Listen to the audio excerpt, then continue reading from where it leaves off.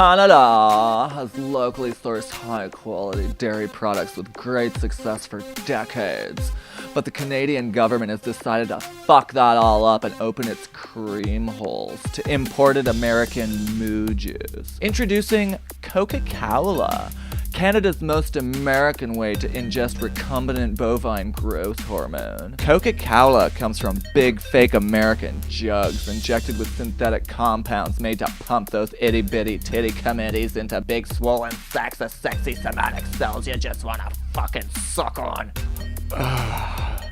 American milk products are so exciting. They are even banned in Europe, Japan, Australia, and other countries full of flat-chested, sour-milked, ugly, fat cow bitches.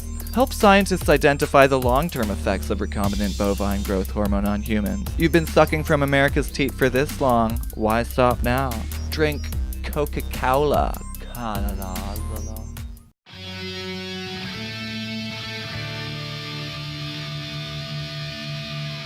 Hello and welcome to Glorious and Free. I'm Bryan O'Gorman, and this is my friend Danish Anwar, hello. Everybody. Welcome to Danish. Hey, thanks hello. for coming, man. Good to be here. And so everybody knows Danish is a great comedian in Toronto and also owns and runs the show Your Hood's a Joke, right? Yeah. Can you tell us a bit about your show? Yeah, sure. A little bit about the show?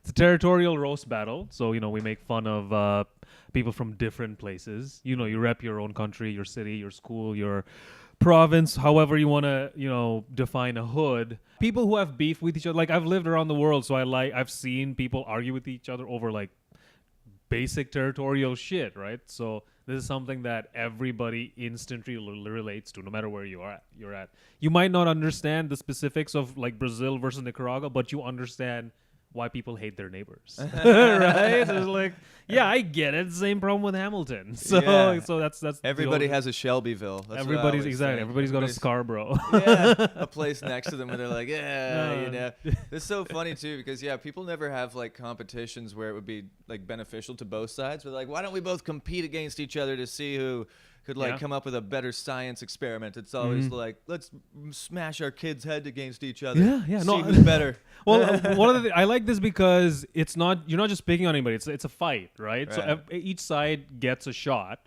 First of all, it's not just somebody going fuck the Chinese and fuck the Iranians. But it's like these classic battles between neighbors that everybody's always maybe wanting to blow off some steam. Yeah, say absolutely. Those things without sort of.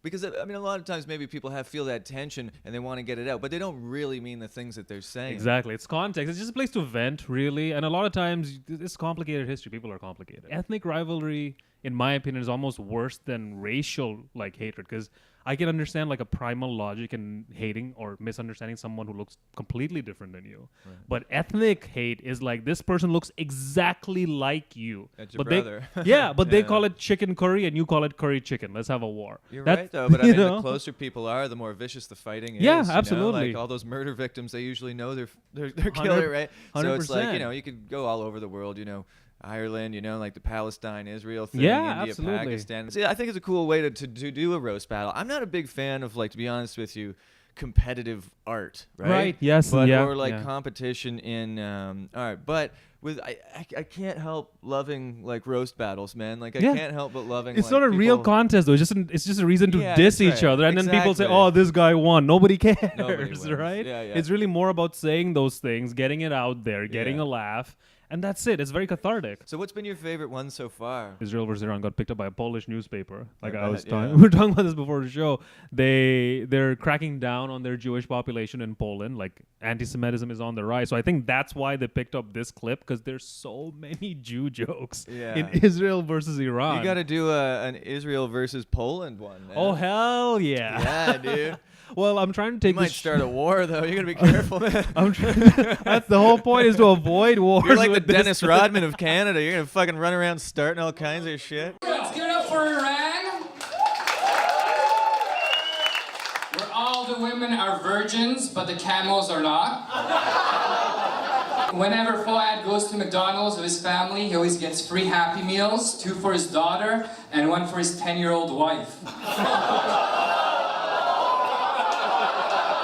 This battle is all about an Iranian roasting a Jew, which would be a lot more efficient if I was German. Israel is predominantly Jewish and full of many traditional Jewish occupations like jeweler, banker, and Palestine.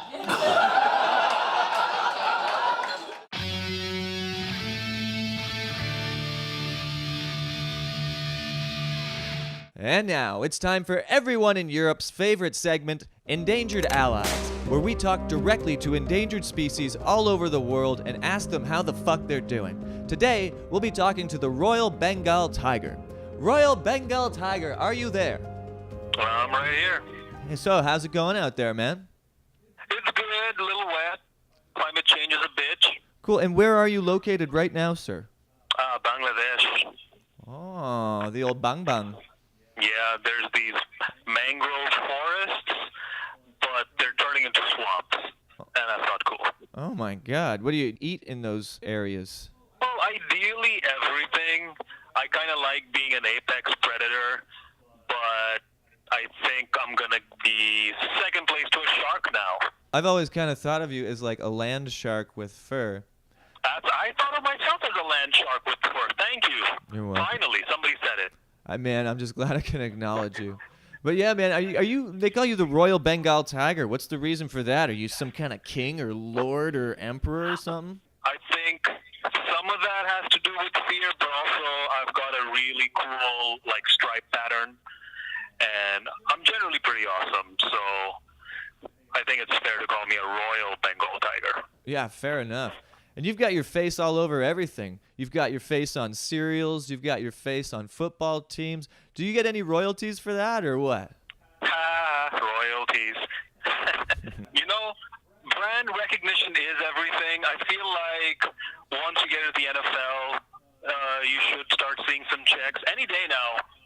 It's kind of hard because I don't have a post office or opposable thumbs or a bank account. Is there anything that humans can do to help you survive the next 100 years so that we can still see you and watch you kill humans on nature documentaries?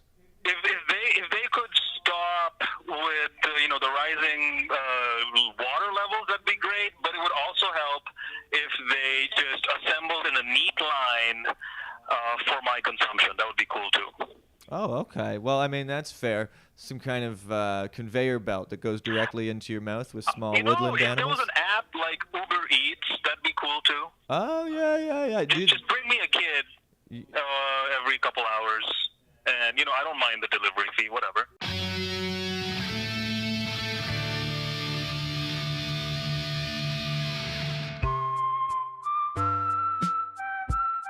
The War of 1812 raged on the Canadian and American borders. The U.S. declared war to expand their empire and to kill Canada into being free. Even slave trader/president Thomas Jefferson said that the acquisition of Canada will be but a mere matter of marching. But that freedom-loving slave raper was wrong. The first time the U.S. invaded, they were stopped in their tracks by the feisty hosers. Denied! The Americans did not allow blacks or natives to serve. However, the British Army didn't care what color their cannon fodder was and pushed any marginalized people they could to the front lines. The Americans would launch a second unsuccessful invasion, but again were denied entry into the back door of Her Majesty's colonies. And when reinforcements arrived for the British, they beat back the invading Yankees and pushed them all the way to Washington, D.C., where they burned the goddamn motherfucking White House to the fucking ground, biatch!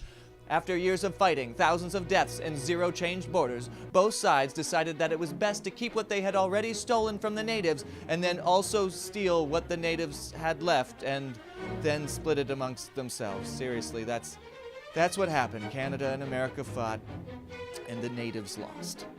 How polite of us. Okay, Ireland, known for its potatoes. A dish best served roasted. Okay. Do you guys remember when YouTube automatically downloaded to your phone, to your iTunes? Yeah, no one wanted it. Right? They forced themselves upon us. That's what the Irish do.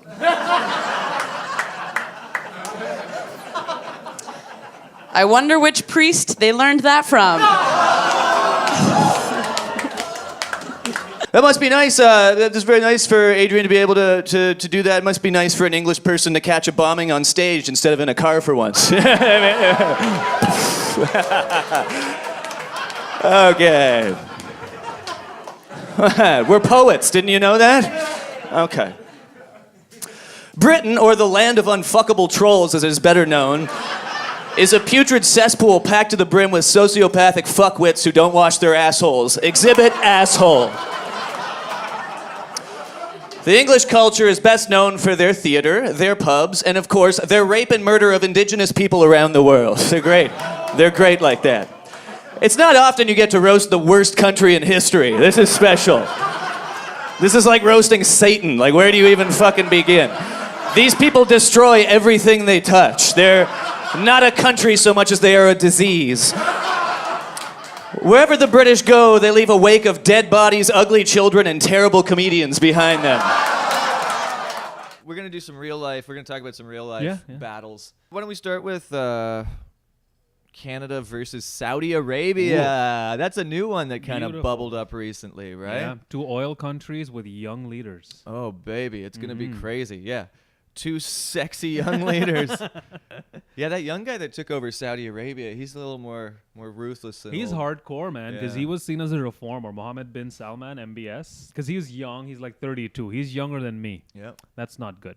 No. You should not have the reins to a country that brutal. It's still an absolute monarchy. Yeah. This is like Kim 12th Jong-un century is, England, yeah, man. Kim Jong-un is 34 too. Yeah, no, this So, is like, this these guys are dude. it's Poland, nuts. the prime minister or president, whatever the fuck they have in Poland, he's also 32 or something like What that. the fuck is going on? It's I like know. Rugrats at the fucking UN. Exactly. It's very dangerous when you have this many young hardliners in charge, Yeah, right? it's so Because weird. they don't have. I mean, we always talk about how dumb people are, but the younger you are, the less context you have, right? And in this case, in Saudi Arabia's case, we're talking about he's young, he's rich, and he has absolute power, right? It's not that far removed from Justin Trudeau, who's young and rich, doesn't have absolute power, but he hasn't really felt the absence of power in his whole life, right? He's a dynasty essentially. He is, but he was also elected. Yeah, true. That's a. I guess I big gap guess it's there. not like a direct comparison, but Yeah. more in He there. didn't like murder his uncle to become No, he did prime not minister. murder his uncle. No, he did not. But Maybe not. I find that reliance on that kind of like inexperience has become a problem worldwide, where like the lack of experience is seen as, oh, this is why this person should be in charge of a country, because they've never done this shit before. Right. Doug Ford, Trump, Trudeau, MBS, the guy in Turkey, the guy in Poland, the new guy in Australia who almost unseated their prime minister. There's this resurgence of, we don't like the elite. And there's a lot to be said about that, about like, you know, people with power and money controlling the direction of everybody on the planet, Sure. right?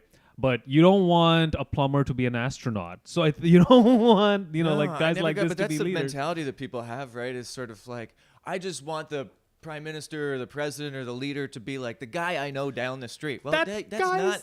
You can't have that guy as a president. He needs to be an extremely elite thinker. He's got to be super high level intelligence. He's got to not be able to be pushed around. Somebody who's, you know, assertive and compassionate and all these things. Like a leader of people is someone that needs to be held to an extremely high standard. Not your beer drinking buddy. I'm sure Joe's gonna say that regular shit that America's racist. Oh, America's racist. Yeah, says the country who's never had a black president. So.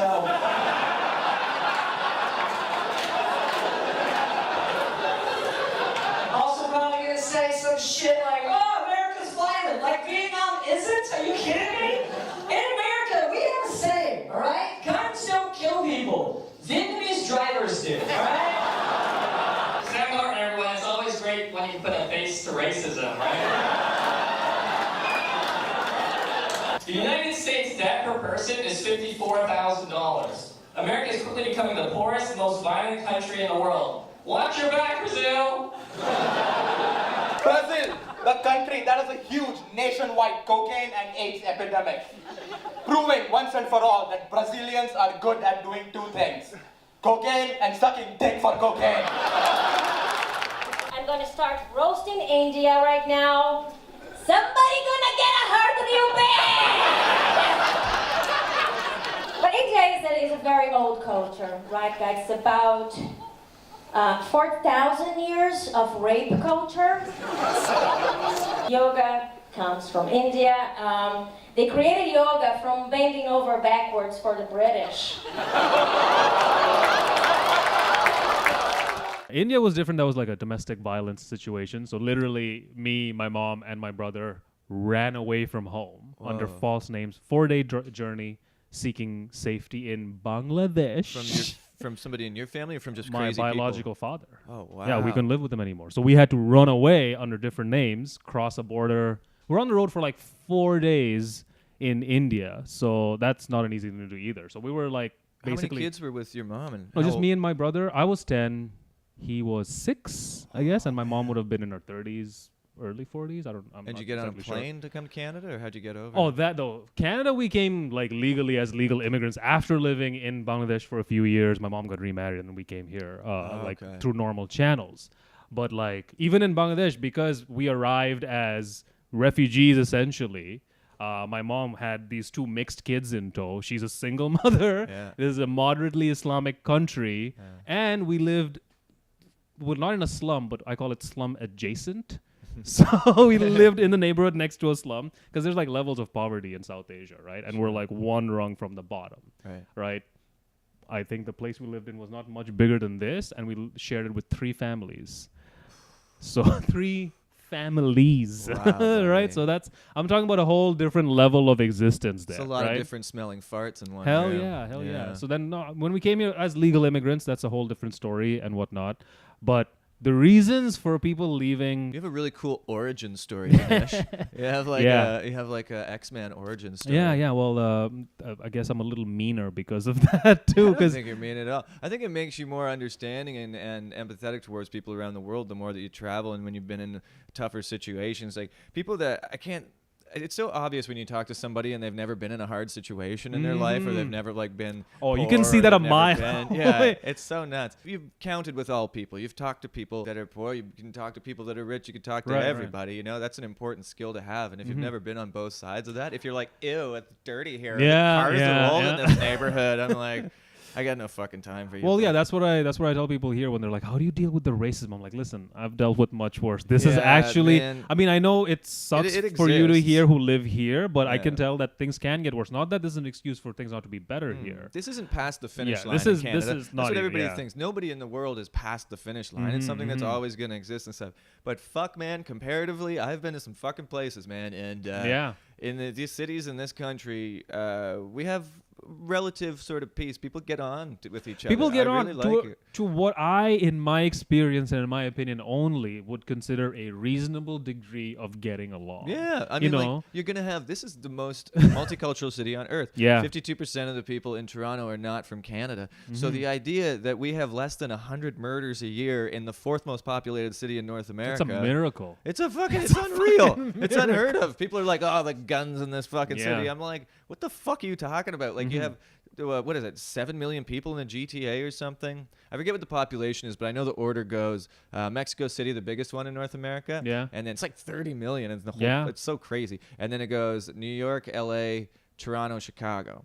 So it's like this massive city, but then if you compare it to like the violence in Chicago, which is the most comparable like numbers, it's like, dude, it's not even close. It's not even close. I mean, let's look at all those cities. Mexico City, Mexico LA, has a New kidnapping York. issue. You can Dude, get kidnapped like that in Mexico we don't City. have like the fucking Bloods and the Crips having gang wars up here and all that kind of shit. There's obviously like a shooting a day is considered news in Toronto, and that's what's been happening for about a few weeks now. Yeah, it's getting a little weird. It is getting weird. It is. But I mean, to us, that level is laughable to most places on Earth. Like, I mean, especially outside of North America.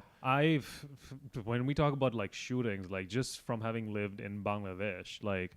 Again, not a basis for comparison. Like Canada should not aspire to be like that. Right. But we're talking about a place that right now is shooting at people for protesting. Right. The institution. When I was there, at one point there was martial law. If 3 or more males were out after 7 p.m., you could be arrested. There was some kind. I don't even remember what was going on. I was in high school. Because you might be starting a gang or like something like there was something. I remember being pulled aside because me and 2 of my buddies were going home after like something. I don't even remember. Like a whole crew of cops pointing their guns at us, being like, "Here you go, let's see." And we're like, "Oh shit!" How old were you? I was maybe 16. Jesus Christ. What I loved about that encounter was one of my buddies was one of those guys who supported the government's martial law. He was one of those dudes like, no, if the government's doing it, it must be right. They're only going to go after the criminals. And he was the one mouthing off the most to these cops. And he fucking he got pummeled. I love this memory that They just have. beat the shit out of They him? beat the shit out of him because we used to tell him, man, you can't be like, you're a bootlicker. You think that they're only going to go after people you don't like? People in power only look out for themselves, right? They're using your vote and your support to empower themselves. And when the time comes, they will squash you the way they squash me, the way they squash anybody you don't they like. think it's like they're part of the team. It's like Exactly. Part of the team, No, he got like fucking like butted in the head with a pistol. He had like, we're talking about third world cops. You Man. must We're really not. hate this guy. The joy that's coming out of your I fucking remember face. this so clear. They smashed his head with a fucking rock. In the street. It was great. No, dude, he needed to learn his lesson. This guy was a prick and a half. He was the kid who would rat you out to a teacher. You know what I mean? Dinesh, I believe in violence in small scales sometimes. I don't believe in war. I don't believe in like violence against people who are you can't defend themselves. But sometimes some motherfuckers need to get smacked. Yeah, for fucking, 100%. Like that situation 100%. where he's like, fuck you piece of crap, or whatever, to somebody pointing a gun at him. It's like, man, you're lucky you got punched. Dude, there were like, I don't even know how many squads that had stopped us. Like, it was like a major intersection, and there were like multiple cop cars. They were just waiting to see 3 guys, and they saw 3 high schoolers, and like literally all of their guns. I think like easily 2. Well, actually about 12 or 13 at least, like just people in a line in an arc. I remember because we were trying to make a turn and they're like, no, you're not. Here you go. And is an auto rickshaw. So like if you were in the army in Bangladesh, would you live a decent life relative to the average person? Yeah. The army area, I mean, I don't know how it is now, but the army area of the army part of town was considered like the nice part of town. Right. If there were unmarried couples on the street, they would punish them or humiliate them by maybe shaving your head right there on the street. And they could do that to you if you were... Did you see that happen? No, but it happened to my friend. Like wow. Several friends actually, like wow. guys and girls. Like they were like, you know, that particular soldier just was ultra conservative, and he's like, you know what? I don't like the fact that like, are you two married? No, okay, well, get out here. What religion was it? Mostly well, Bangladesh. Bangladesh is Muslim, mostly okay, Islamic, yeah. and this was when it was moderate. Now things are going far more conservative. That was moderate. The head that shaving was days. fucking moderate. Back in the good old head shaving days. Again, think about it this way: that was still considered, oh, the army is going too far, because it was okay for you and your girlfriend to be out in public, maybe not hold hands, maybe not kiss, but it was still okay. People would still give you looks, but it was okay. But then for whatever reason, for a few months, the army was in charge, and they're like, you know what? We don't like that. So out here, if the cops stopped you and shaved your head because they didn't like your tattoos, oh, they'd be in jail. Dude. Yeah. It'd Imagine. be national news. But overnight. out there, you don't even think that is something you can fight. Right. You know, you're going to get beat up on the street. That's Unless, why again, you're one of the 0.01% who's rich and connected. Or like in the army or whatever. Something right? like that. That's a very small part of it. So that kind of ideology, or that kind of, outlook on life exists in Russia as well. And it helps people like Putin. That's why there's so many strong men in charge of countries like that. It's... At the end of the day, he's a representative of yours. He's not necessarily doing something for you. And that's why, like, I mean, we like to shit on the holes in democracy and stuff like that, but the ability to just speak freely and have open discourse is so huge, fucking important. huge. And it's such a small part of the world where it's protected and it's celebrated. It really is a very small part of the world. Yeah. And yeah. I mean, like, sort of people, there's some things about culture, European culture, that drives everybody nuts. It sucks, you know what I mean? There's a lot of shit that sucks about it. There's the imperialism and all the history of it's all fucked up, but there are some good things that this part of the new world needs to hold on to 100%, like, yeah. really hard, I mean, which is the discourse, again, being able to just openly share ideas and not have gun put in your mouth over it. And at the end of the day, as fucked up as shit does get, I think it's probably best to be in this part of the world. Like, I've spent a lot of time in Europe, man, and what I realized is, like, mostly in England, there's a reason everybody left there and came here. Yeah. It fucking sucks. It fucking does. rains all the time. Yeah. People are fucking angry. Everything's fucking shitty for your health. The fucking place is owned by a bunch of fucking inbred bloody Germans from fucking 500 years ago. And there's no way a human being can rise above the class that they're born in, essentially. Yeah. Even if you're a fucking soccer player like Beckham who goes from nothing to a billionaire, you're not hanging out at the same parties as the fucking queen and the prince and shit. Your They blood's own that wrong, shit. dude. And they always gonna Yeah. own it for the rest of their fucking life. And that fucks your head up. So people from all over the world have come over here to be like, okay, these Europeans fucked up and killed all these native guys and stuff like that, but at least these laws at least have enough room that you can fucking To actually have a shot. to be have a fair free shot. Yeah, human yeah, being, yeah. to become like fine, to be like what a fucking human being is capable of being, to go as far as you can possibly go and like pursue your interests, right? Your Hood's a Joke show is now, are you doing it weekly or something? No, now? monthly. It's at Yuck Yucks now. So it's been Ah, at you're doing it at Yuck Yucks. Yeah, it's been at Comedy Bar for like 4 years now. Nice. The last year or a couple of years, I'd been turning away a lot of people because like it's a great place. Good problem to have, dude. Exactly. So we moved it to a bigger one. I Yeah. know Mark Breslin's a fan of the show. He's like, good. Yeah, Mark would be a fan of this show. Yeah. So that's awesome. Yuck Yucks, yuckyucks.com. You can check out for tickets for that. Your Hood's a Joke. And is there any other social medias we can pump for they you, can baby? follow me at Terror Suspect across all platforms. At Terror Suspect, ladies Yeah. and gentlemen. Well, thanks for hanging out with us on Glorious and Free, Sweet. everybody. Have a sweet night. Pom pom. Unless you're watching in the day, and then, have a good day.